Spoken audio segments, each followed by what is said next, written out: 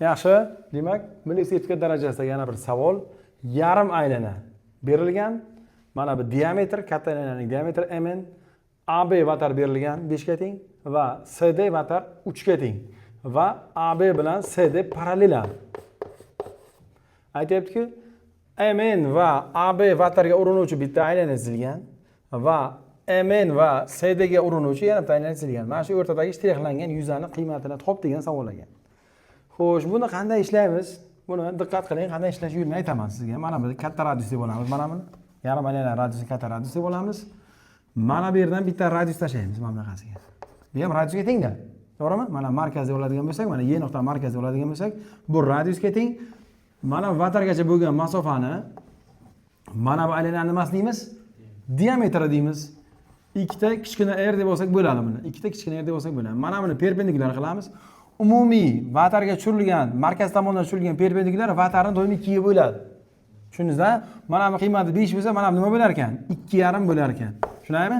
Endi Pifagor qilamiz. Katta radiusi kvadrati, mana bu katta radius kvadrati 2,5 ning kvadrati qo'shilgan ikkita kichkina radiusning kvadratiga bo'ladi. Mana birinchidan nima yozib oldik. Endi davom etamiz.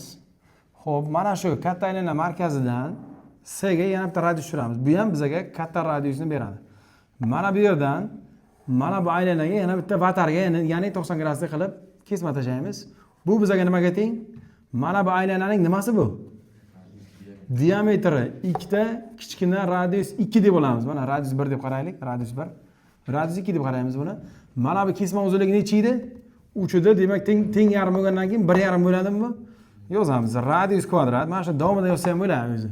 Mana radius kvadrat teng ikkita r ning kvadrati, ya'ni 1,5 ning kvadrati qo'shilgan ikkita radiusning kvadrati bo'ladi.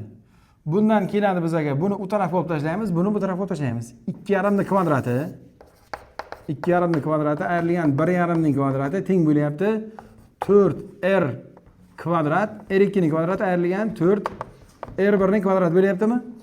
Bundan 4 ni chiqarib bunga bo'lib yuborsak, shunda bizga radiuslar kvadratlari ayirmasi nimaga teng bo'lyapti? Bu bilan narsaga nechi bo'ldi?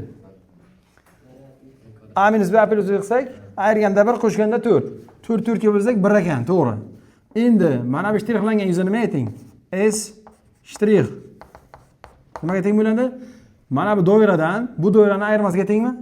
Pi r2 ning kvadrati ayrilgan pi r1 ning kvadrati. Pi ko'paytirilgan r1 ayrilgan